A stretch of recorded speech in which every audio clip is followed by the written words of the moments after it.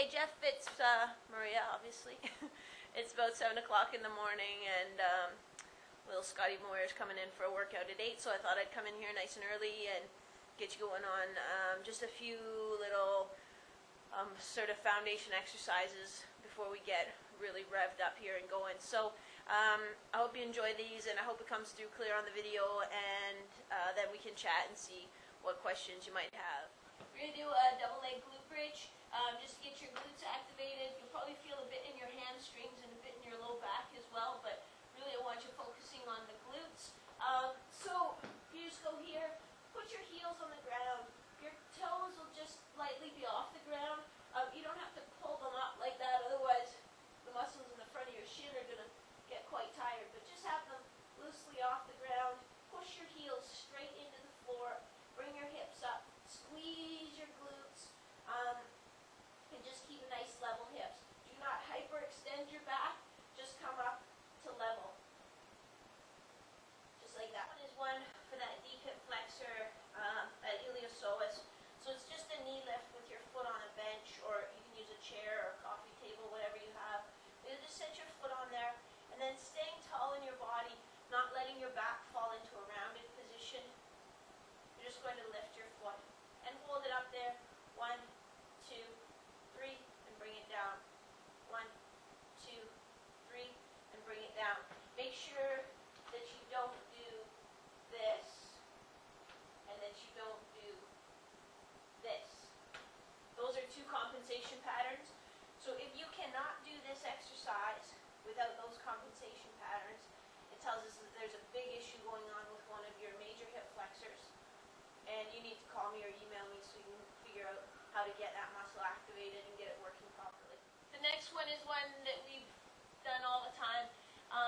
But one thing I've changed a little bit is I think early on we need to hold it longer, and then we'll add some resistance and challenge to it. So let's just get the foundation of the Superman by doing your nice reach, but then you're going to hold for 10 seconds.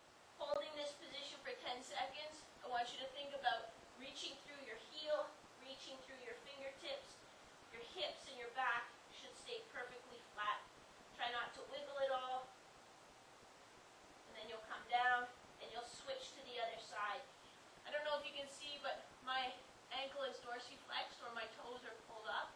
I don't have a pointed toe. That's what I want you to do. Keep your ankle sort of at that 90-degree angle and think of reaching through your heel bone. The next two are scapular stabilization exercises. One is just our scapular retraction and depression with a little arm lift. So you'll lie face down. You'll squeeze your shoulder blades down and in. And then you'll lift your hands just a little bit. You'll hold that for 3 seconds. And then your hands will come down. And then slowly your shoulder blades. Squeezing the shoulder blades down and in slightly. Lift the hands slightly. Hold 1, 2, 3. Hands down. Shoulders down.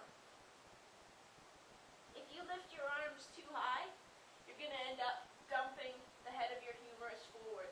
So just lift so they're not even past your butt. Okay, just a little. The last one is a similar idea. I'll turn this way so you can see a little bit better. Cleaning the floor as I go here. But your elbows will be bent to 90 degrees. So 90 degrees at your elbows, 90 degrees at your shoulders. Your head rests down on the floor. Keeping your forearms parallel to the floor, you're just going to lift as high as you comfortably can without tilting your forearms. So I don't want your forearms to look like that when you're in the air. I want them to come up perfectly flat. And you'll hold that up position for about 5 seconds.